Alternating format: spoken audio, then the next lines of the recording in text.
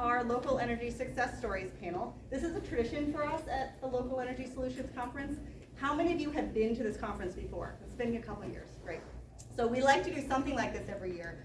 The Local Energy Solutions Conference began many, many moons ago as a conference specifically for grassroots energy leaders, especially as town energy committees were forming and we were starting to see really great locally based work to drive towards clean energy.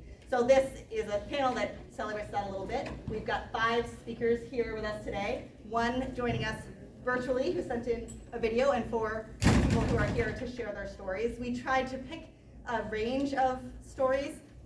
Not all perfectly fit in the success category, as you might imagine. This is really about what we're wrestling with, where we're finding opportunities, and where we're having to get creative in driving towards clean energy change at the local level. So let me introduce our wonderful local energy leaders.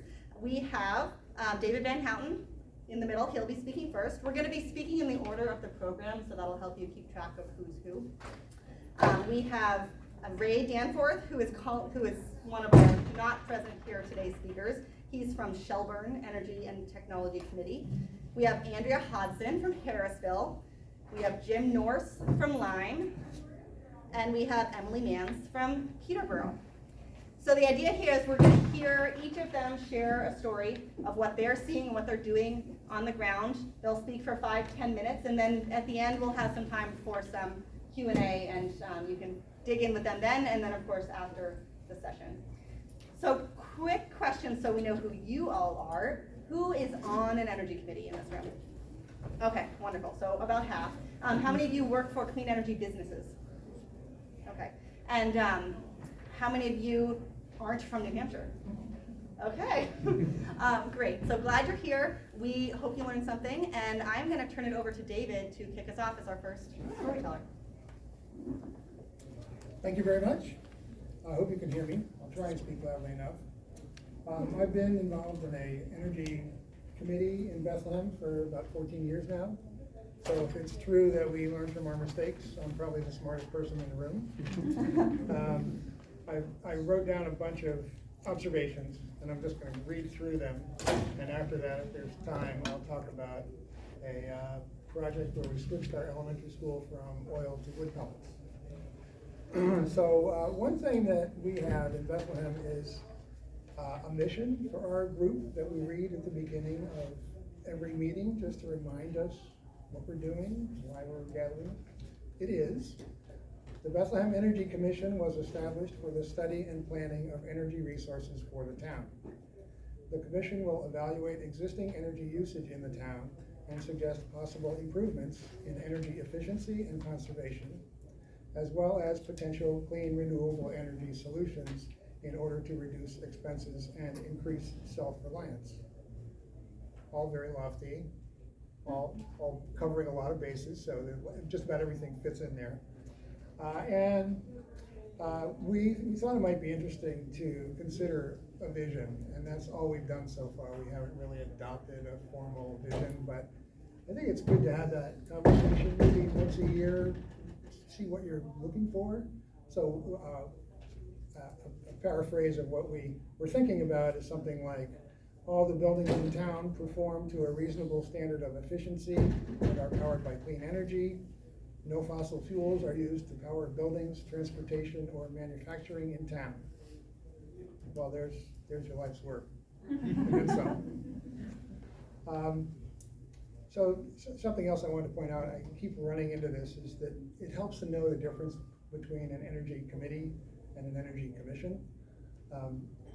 Originally, we started as energy committees, all of us, but a few years in, I think largely part of the local energy working group, it was decided that we would put forward a motion to have local energy commissions founded, basically taking the Conservation Commission language and dropping it onto energy commissions. So you become a more formal town board. You are advisory, but you can have a budget if you need one. And so the energy committee is ad hoc, a little more informal. You're not tied into town procedures as much, but you also don't get the heft you get with being a town board. So as a commission, we had to be appointed by the select board, and we asked for a select board liaison and got one, and that has made a huge difference. So if you're a committee now, you might want to consider looking into becoming a commission. When we started, 2007, I guess, there were like 2 people in Bethlehem, 2 people in Franconia, 1 person in Littleton, 1 person in Sugar Hill, and we founded a group, a regional group, which had a lot more capability to do things like energy fairs or whatever. And that group still exists today, the Amanuense Regional Energy Team.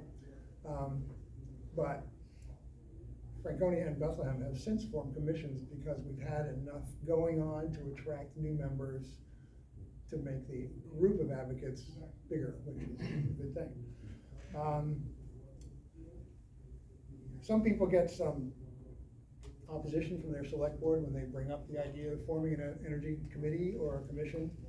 And if you're really having a hard time with that, you might consider doing a petition warrant article, which does 2 things. For one thing, if it passes, you can go ahead and do your energy work.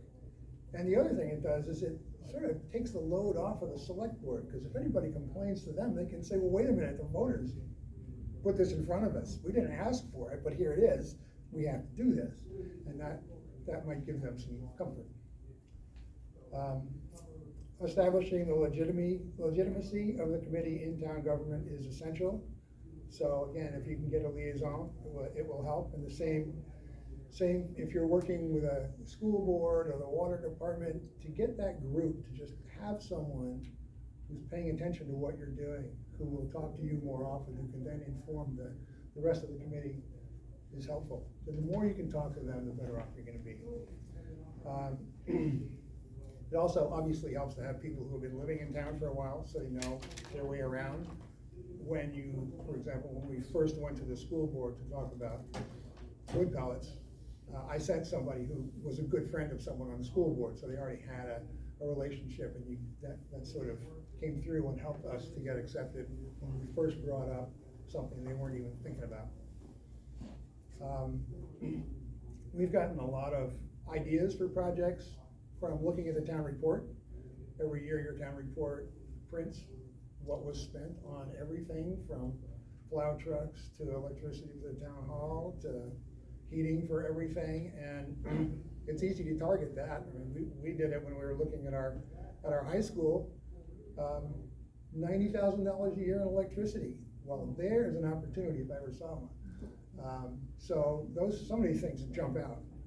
Putting snowplows on Priuses is a great idea, but it's not worked out yet. But that's where also a lot of money is going, is for the plowing.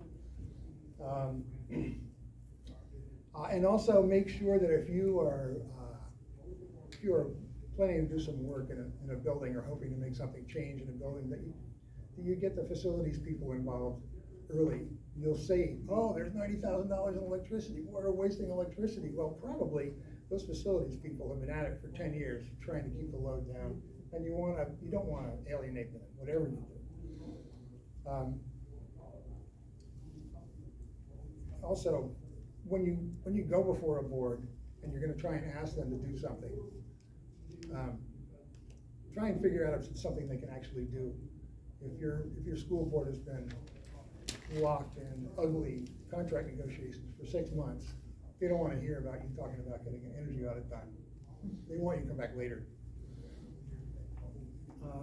So the project at the elementary school in Bethlehem came about because we look at the newspaper every week to look at the public notices.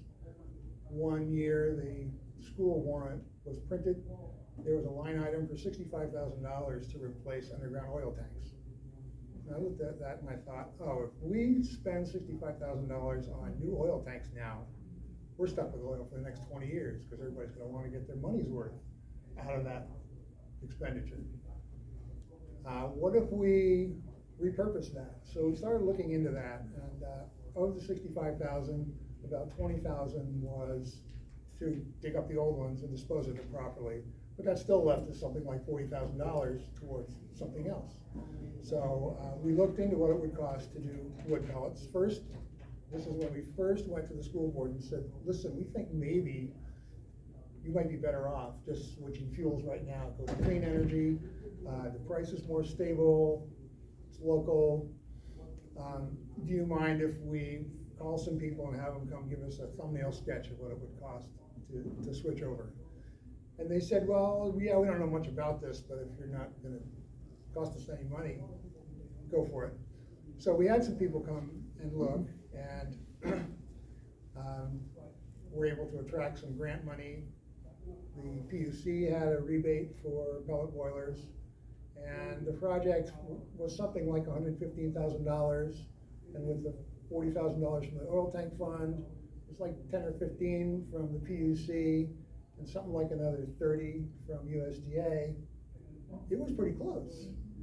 And then you pencil out the difference in prices, and it was a reasonably easy sell. But the school board still was a little leery of the technology. No one knows about automated wood pellet boilers. You really have to start from scratch with those. And the thing that changed it for us was we got a couple of high school science teachers to put together a PowerPoint on the details of how that would all work. And after that, the school board thought it was wonderful. And we were able to then put it before the voters. This was 5 years ago. It was fairly close. It was like 55 to 45 or something. But it went through, and we've been burning pellets for 5 years and saving $15,000 or $20,000 worth of oil every year. Since then, we've had a couple of solar votes in town that have been much more favorable. One of them was 90 to 6. The other one was like 340 to 120. So at least the voters in our neck of the woods are inclined favorably towards renewable energy projects. So now's a good time for us to make our case. Thank you. Thank you, David. So round of applause while I turn the mic on.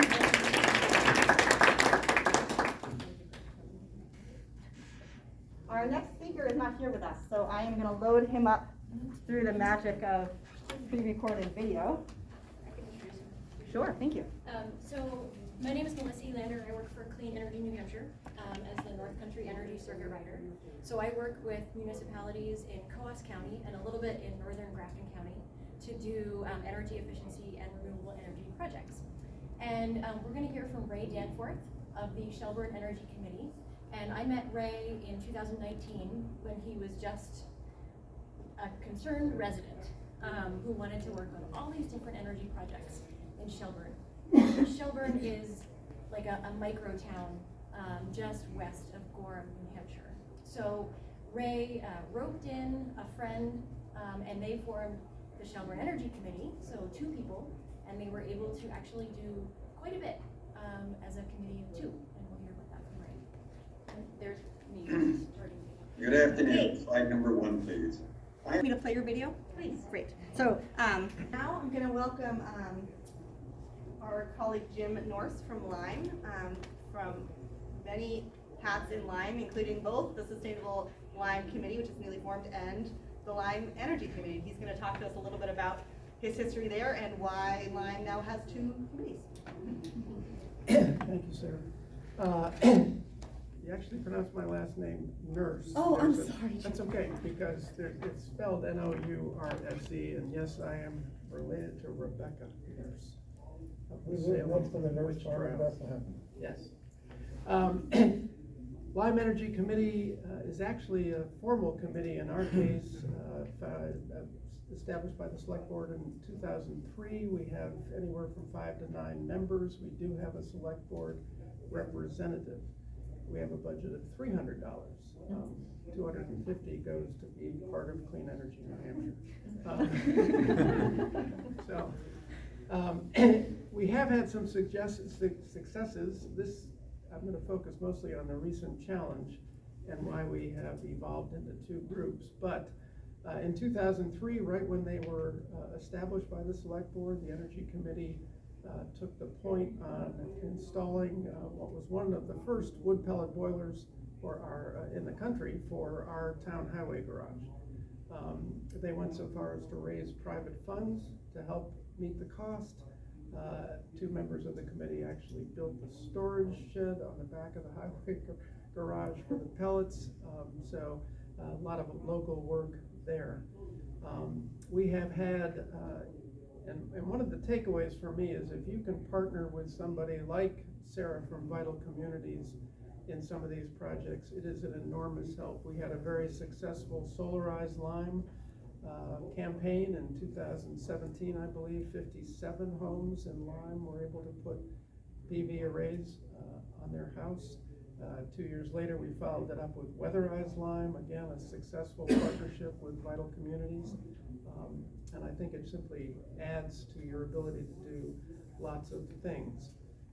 2016, we put the Energy Committee took the point on putting PVs on our town offices, and that included writing grants from local agencies, getting the rebates, and tracking all that use.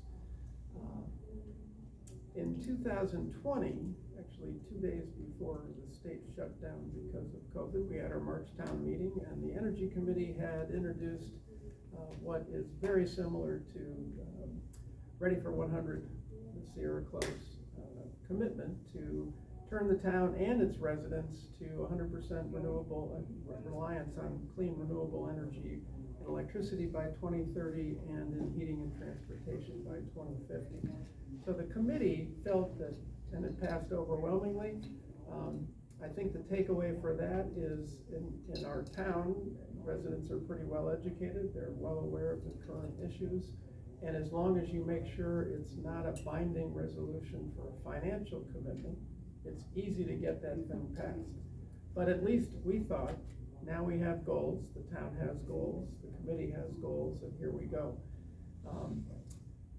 We just revised the energy chapter of the town master plan and worked side by side with the planning board to change some of the zoning regulations and building practice protocols to encourage renewable energies. So I think that's a success. And then in 2020, late 2020, the town highway garage wood pellet boiler failed. And it was 17 years old, so it was sort of expected. And this sort of goes with what David was saying. The highway department head wanted nothing more to do with anything that produced soot, ash, and they were spending weeks trying to clean this thing out, the old one. Energy Committee, he wanted a propane boiler. Flip it, don't worry about it, let me plow the roads. Totally understandable. The Energy Committee researched the newest iterations of wood pellet boilers and found out that we're talking now about 45 minutes a month of somebody to clean the ash. We presented that to the select board, and at the time, the municipal rebate in New Hampshire for municipal heating systems was such that the two bids we got for pellet boilers were quite close to the bid we got for the propane boiler.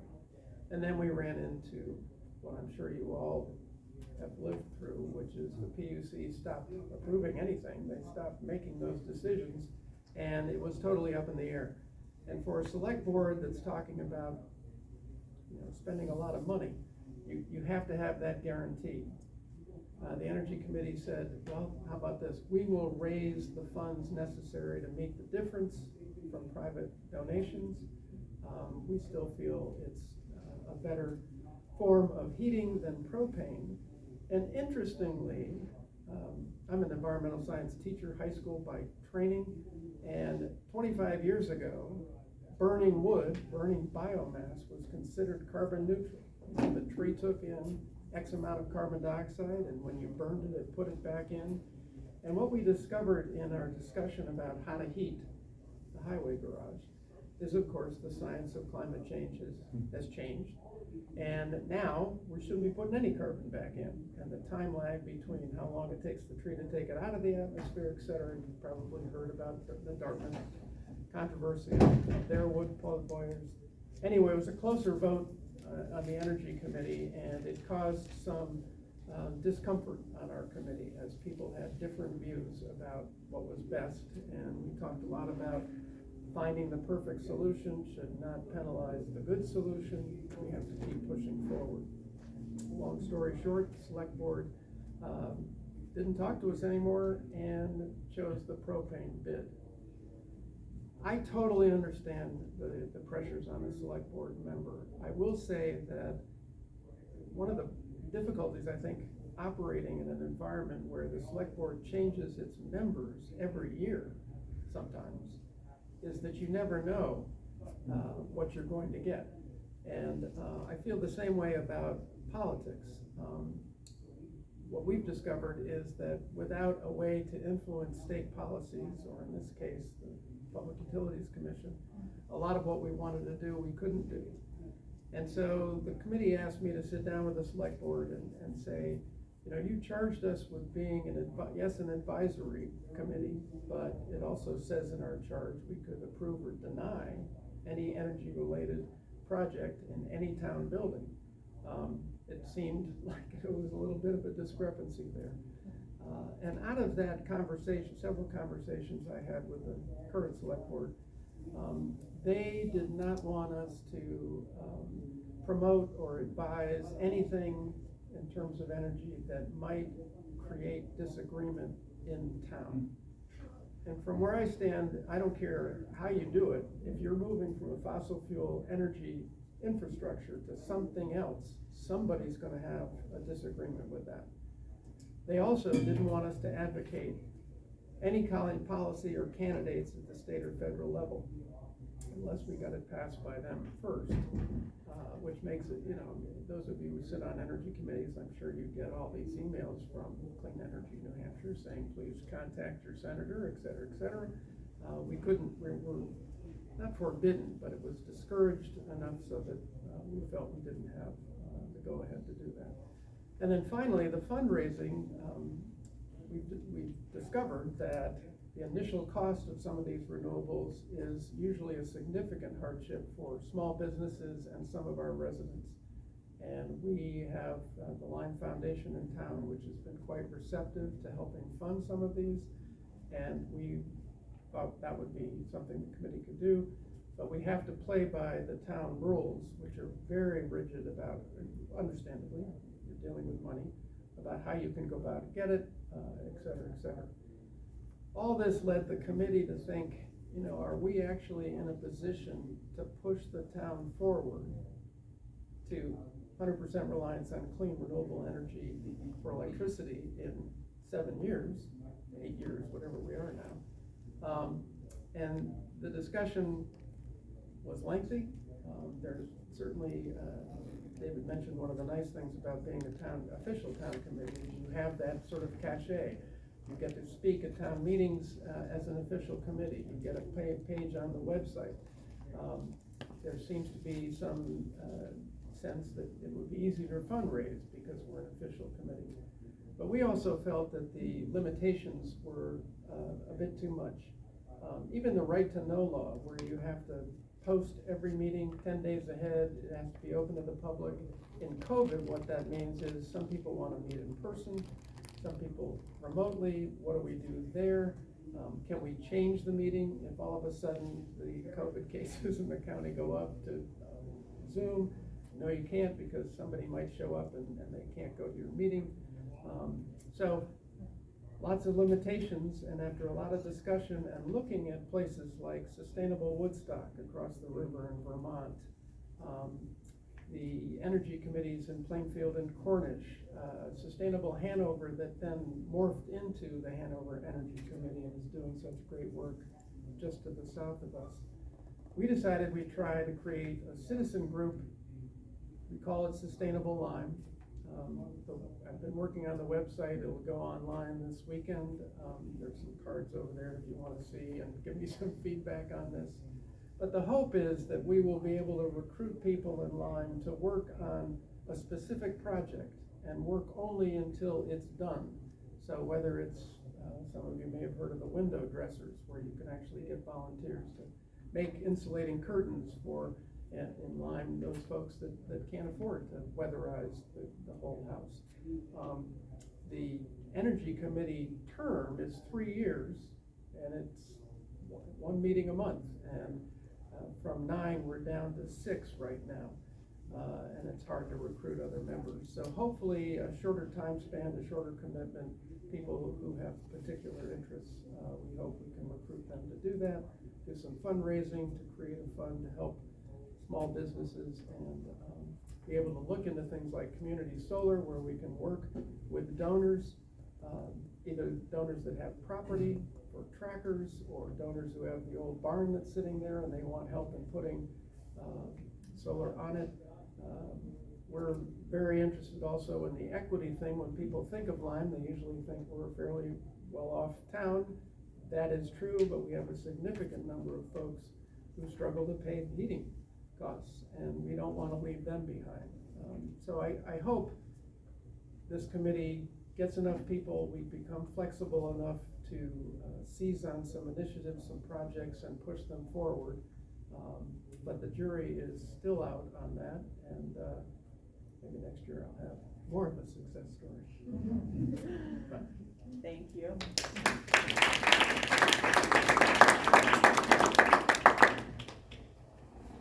Thank you, Jim Nurse. Sorry for, I know Jim well. I'm embarrassed to say I clearly did not pronounce your name. So our last speaker today is Emily from Peterborough, and she's got slides. Emily, I've got your little slide progression. I'm going to stand if that's Right all right. here. Just to mix it up.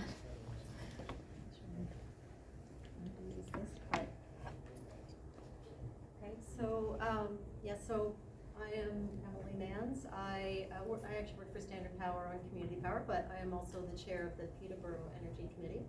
And I'll just say a couple things. We are an ad hoc committee. We are not an official committee of the town. We were advised early that that would give us some flexibility, and we've been going 3 years now, and we have a very kind of amenable town government, and they do a lot of green projects, so they didn't really need us at first, or we didn't really have a lot of interaction directly with the town. We did the project at the school board, but now we've really earned our credibility, and we have someone from the select board on our committee, and we're working closely with them on this project, and really looking forward to doing more. So sometimes it's just a little time to to work in a citizen, and it is a nice way to work. We meet whenever, and actually we meet twice a month, and find that we meet for an hour and a half. It's part social and part functional. It just is we found a really good rhythm. We have the 5 original members still coming every other week, and we have other members coming and going depending on the project that we're working on. So I don't know which way's forward. Okay.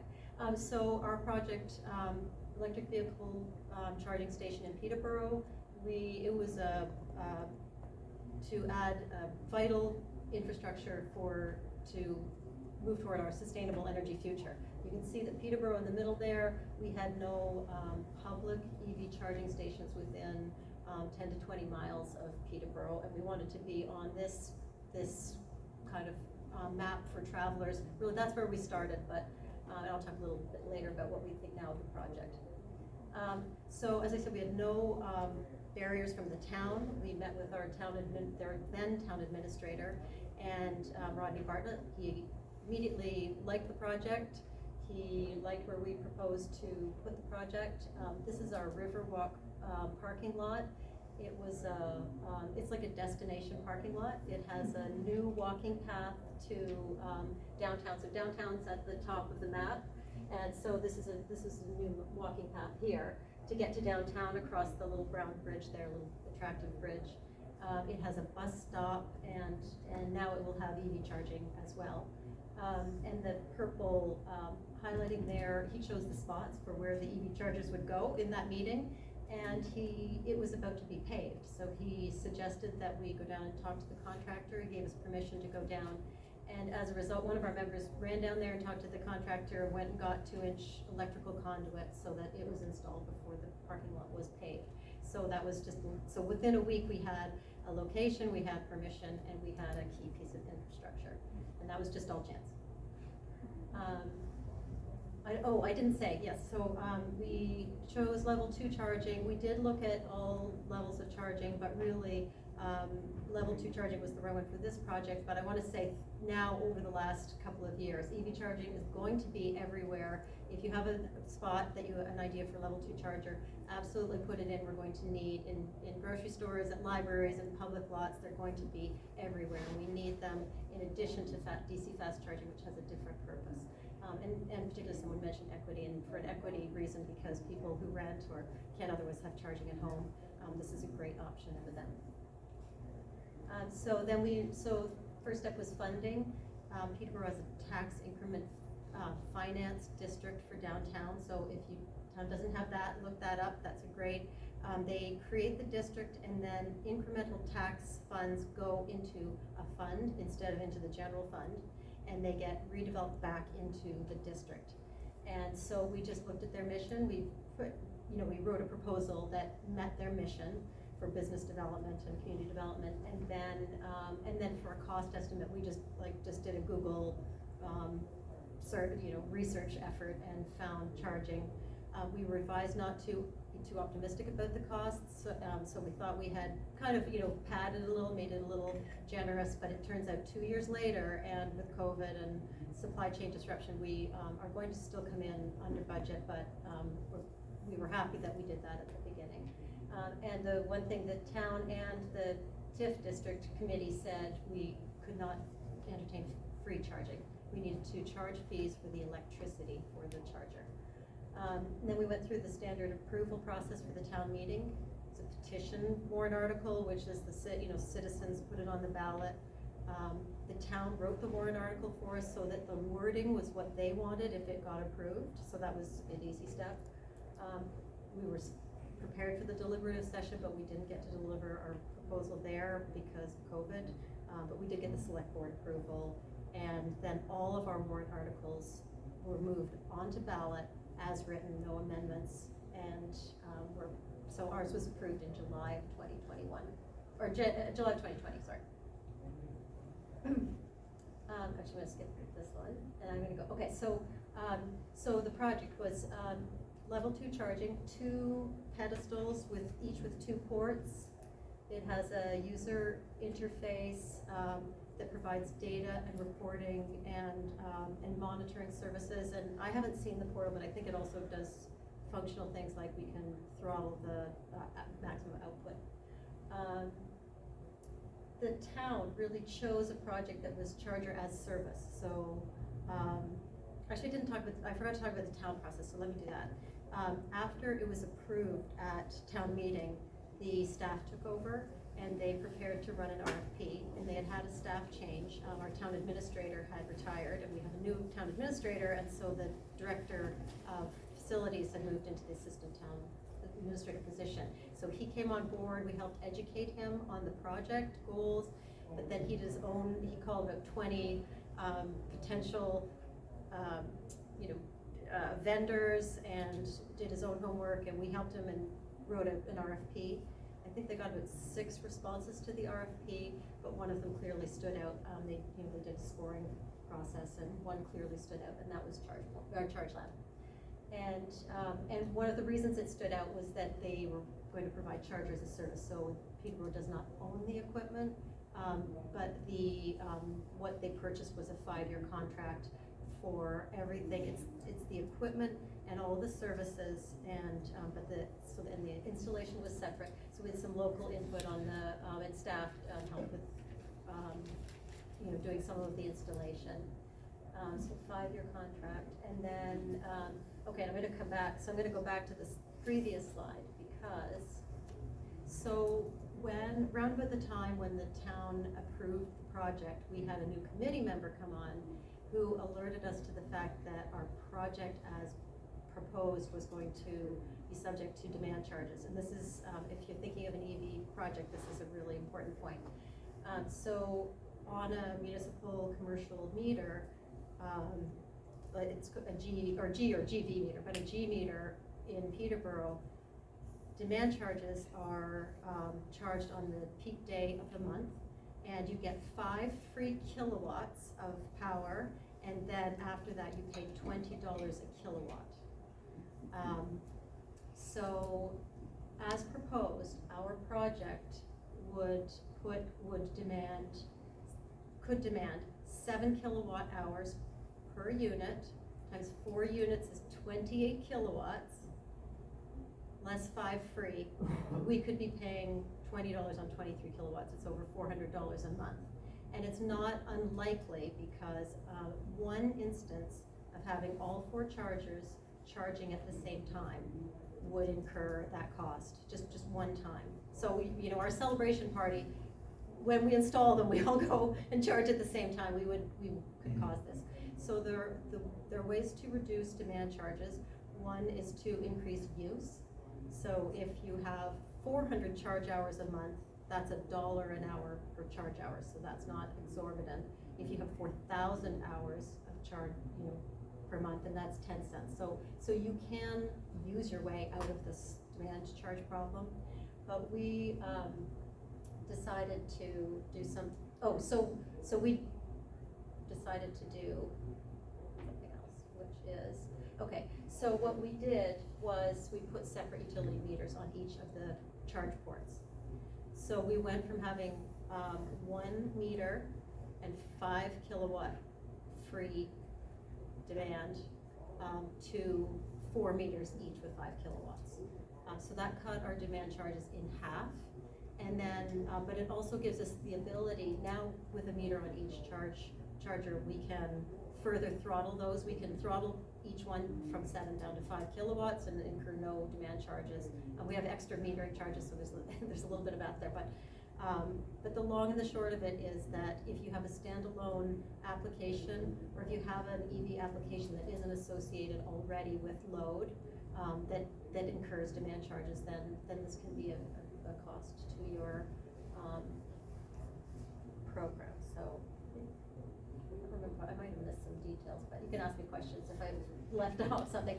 So in July of 2021, the select board approved the program, but that's how it sits because we're now with supply chain issues. Our actual units are delayed. So I was hoping to be able to show you some equipment, but and this is our bridge. That was in my first slide, but that's our bridge on our this location in town. So yeah, so happy to answer any questions. Thank you.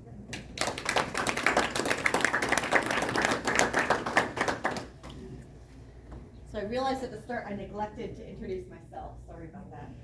My name is Sarah Brock. I run the energy program at Vital Communities. We're a nonprofit in White River Junction. So I work in Vermont and New Hampshire. And I work a lot with energy committees, including some of these folks. So we've got, who's got their phone or their watch? Probably 15 minutes? Yes, we've got about 15 minutes. Any of our speakers who are here are fair game.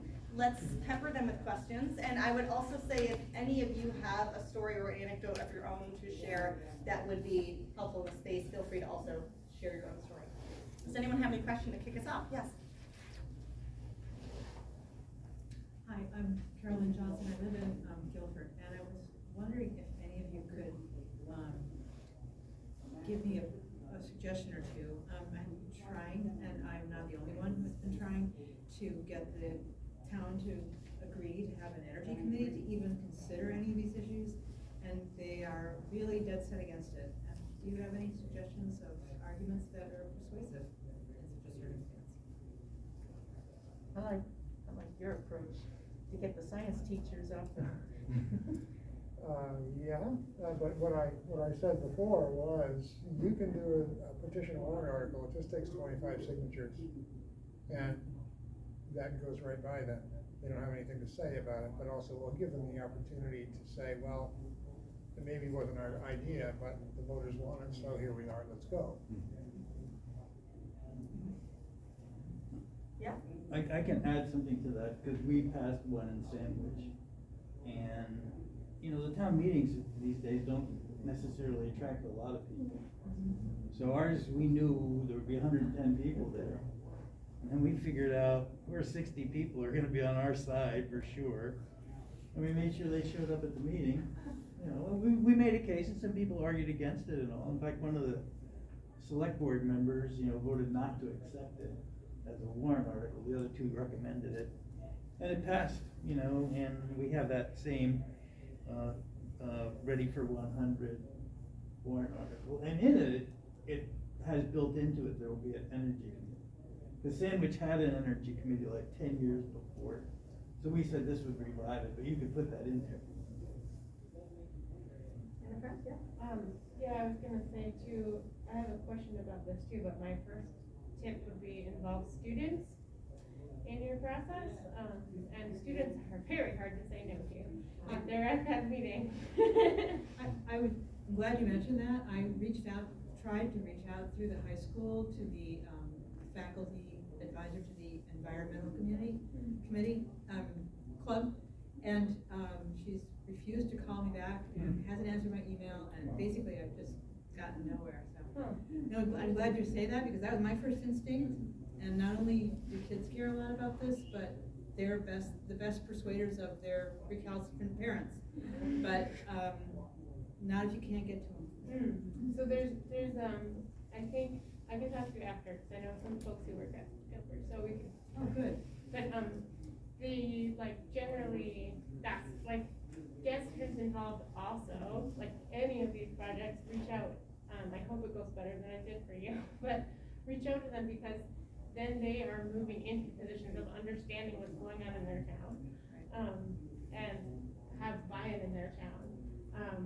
And then the thing I wanted to ask about that though is that if students want to bring some of these changes, what is the best kind of way to approach that? Is it like having a petition article to get, we want a charge station article, or is it writing their own RFP for a school project? Like, what are the things where students would have the most Great question. And think about who wants to answer. Do you want to introduce yourself? I feel like you're a good resource. My name is Aubrey Nelson, and I work for the Vermont and New Hampshire Energy Education Project.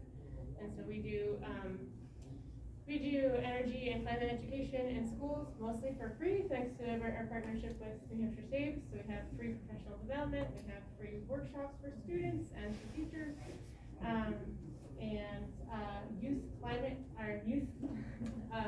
YCLA, Youth Climate Leadership Academy, is for any environmental groups or clubs of students, high school students, who want help with their project.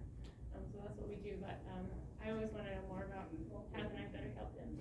So you should know Aubrey. Anyone want to respond to Aubrey's question about how to best channel students' energy?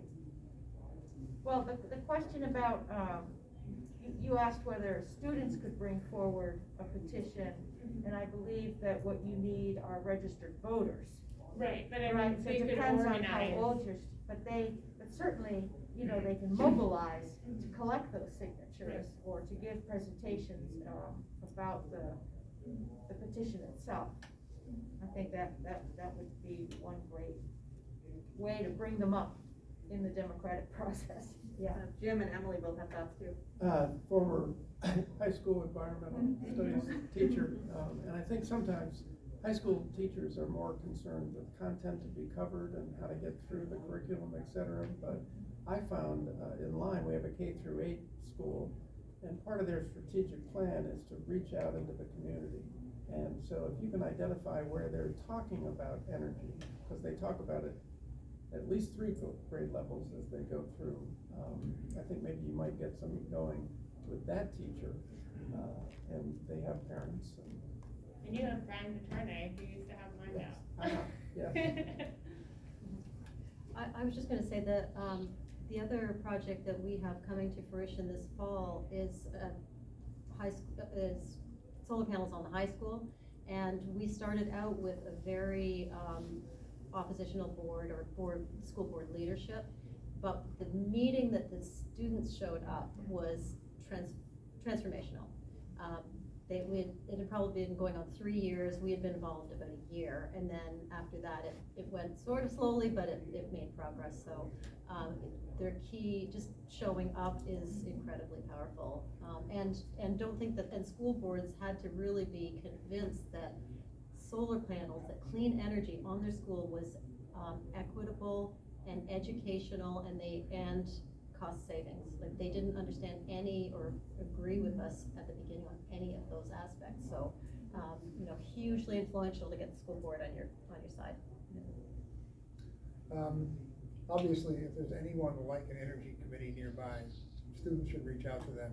There's right now, between us and all the students in our area, everything has come from us to them. We're doing improvements to the schools, and there hasn't been a whole lot of noise at our elementary school about the fact that they've just not burned $100,000 worth of oil over the last 5 years. And I'm hoping that with some solar projects we've got coming, that there will be the big screen in the lobby.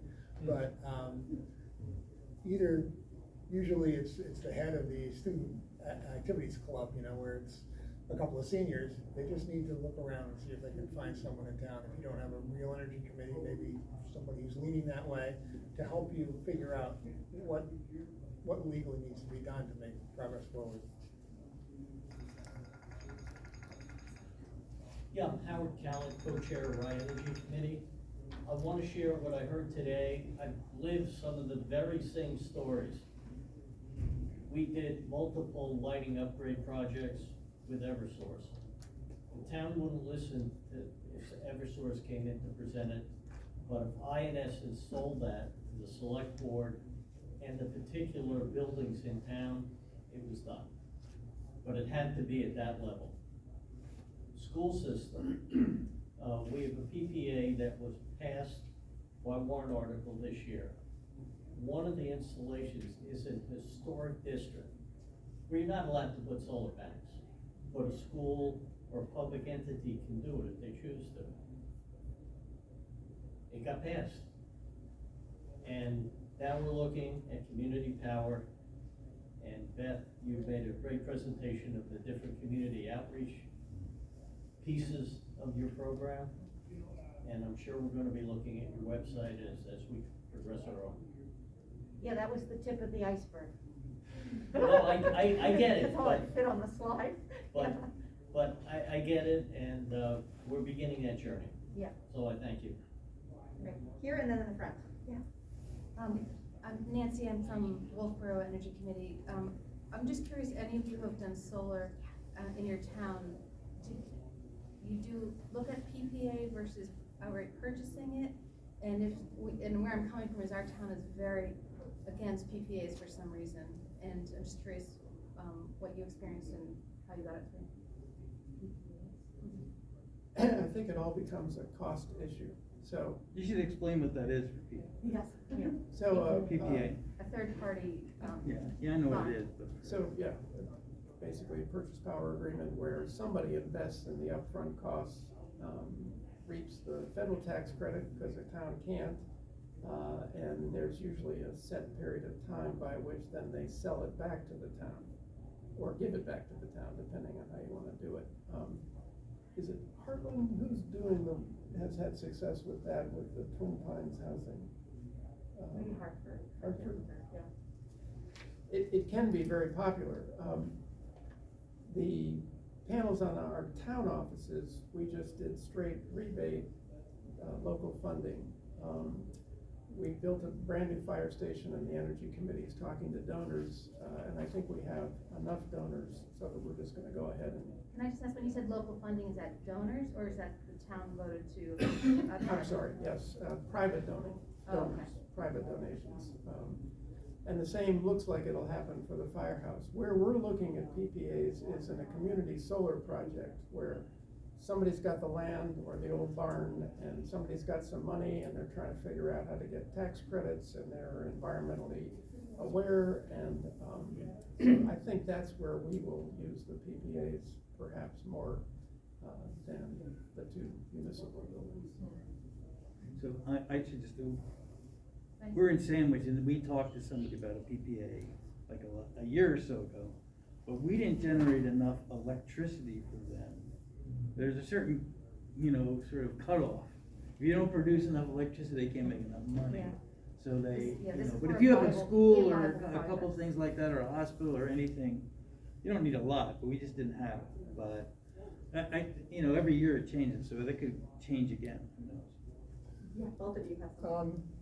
Well, in Bethlehem, we've got two projects that are both well into development. One's actually in the construction phase.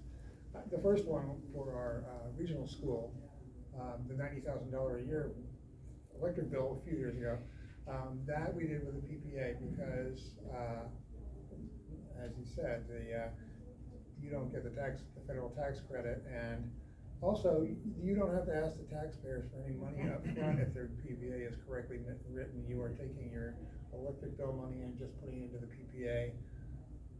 Favorable rate over 25 years, but after 6 years you can buy it back from them at something like half price after test driving it for all that time. So usually that works pretty well.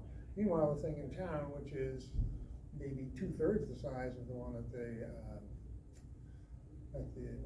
high school, is going to cover the rest of the municipal load, elementary school, town hall, highway garages, and stuff like that. We were able to get a 35% USDA grant to start, and with that, we convinced our select board liaison convinced the select board to set aside some money from the general fund. Most towns have some unassigned funds, and just reaching for a part of that. Now there's ARPA money coming through the system. There's also someone who has gone out and secured something like $50,000 worth of charitable donation that is sort of matched with all this stuff. And before we know it, we're going to end up not having to ask for very much money to build this silly unit. We are giving away the federal tax credit, but it seems like it's going to work better. And I think one of the things, who knows what'll happen to Biden's Build Back Better, but in that is a 30% municipal grant for these kinds of things.